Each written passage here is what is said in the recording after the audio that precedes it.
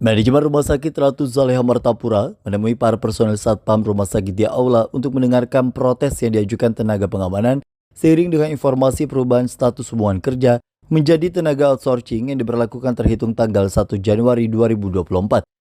Berdasarkan keterangan, pihak rumah sakit sudah melakukan kerjasama dengan PT DSM untuk mempekerjakan tenaga Satpam, petugas kebersihan, dan supir sesuai dengan aturan Kementerian Pemberdayaan Aparatur Negara, hanya saja belum disosialisasikan.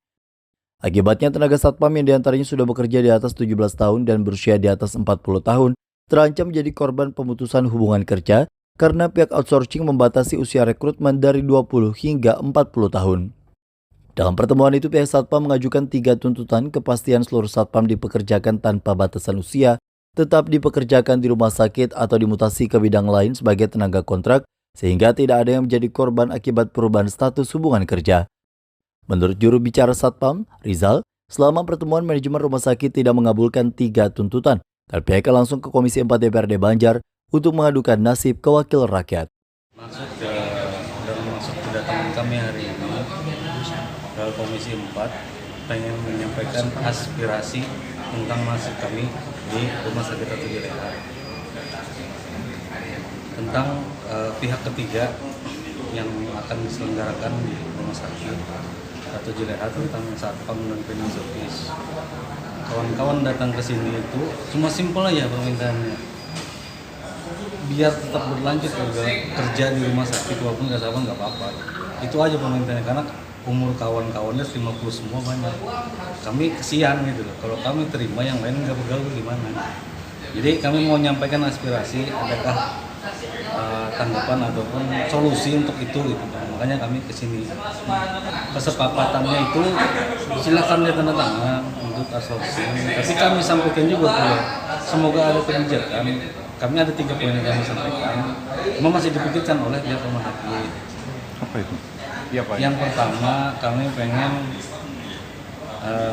selama kami bekerja, outsourcing kami nggak ada ditawarkan mau blood ataupun outsourcing. Nah, kami kan pengen ditawarkan apakah ada blood atau sampean mau blood atau outsourcing. Nah, kalau ada pilihan kami bisa milih, sementara nggak ada pilihan.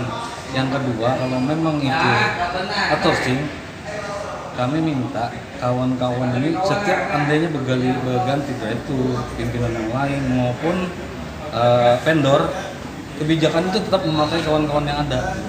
Kadang memutus kerja kawan, ganti yang lain, kadang tetap memakai kawan yang ada. Sementara itu, pelaksana tugas Direktur Utama Rumah Sakit Ratu Zaleha Ikhwan Syah menuturkan, pihaknya akan berupaya 23 tenaga Satpam akan tetap dipekerjakan oleh PT DSM untuk memenuhi kebutuhan 7 tenaga Satpam lagi dipersilakan merekrut sesuai aturan. 1 November sampai tanggal 31 Januari. Ini baru 2 bulan. 2 bulan bulan masuk di sini, banyak yang harus kita laksanakan. Salah satunya kita tadi menyampaikan, ya mohon maaf dengan teman-teman kita Satpam di Januari sampai di bulan November itu tidak ada yang namanya sosialisasi untuk sahabat-sahabat kita.